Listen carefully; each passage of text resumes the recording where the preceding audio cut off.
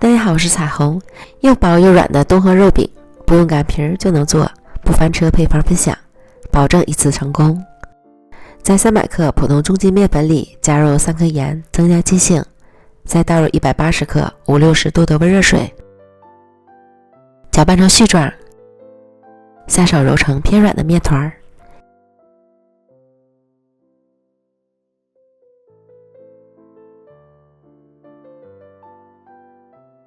移到案板上继续揉3-5分钟左右，直到揉成非常光滑细腻的面团。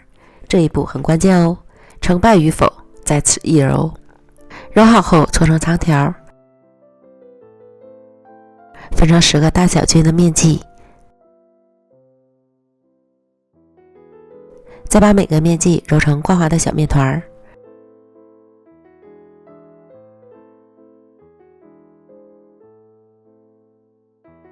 盘中倒点油，放入小面团，表面再刷一层油，锁水保湿。盖好保鲜膜，醒面1小时以上。然后准备100克肉馅，按个人口味加入盐、胡椒粉、蚝油、鸡汁、香油、香葱，加入适量热油，激发出葱香味儿。拌匀，搅拌均匀即可。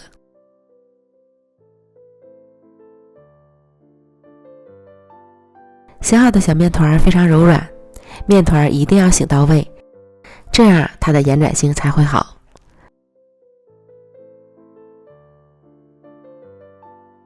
取2个小面团按成小饼，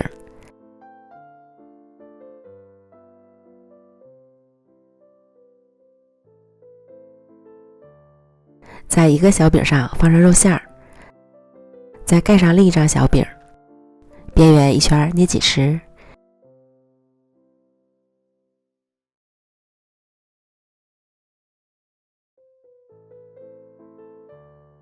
轻轻按压，让肉馅分散开。然后就开始抻呀抻，只要面团揉好醒好了，延展性就好，怎么抻也不会破。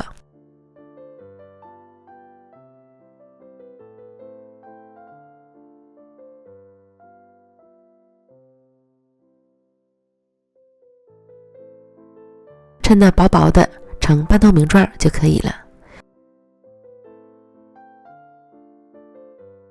电饼铛开大火，预热刷油，放入面饼，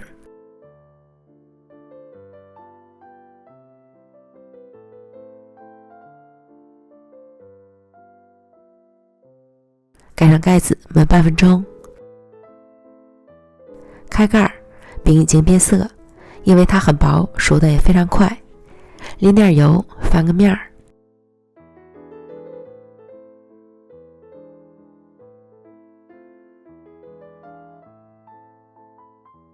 另一面再烙半分钟，饼就熟了。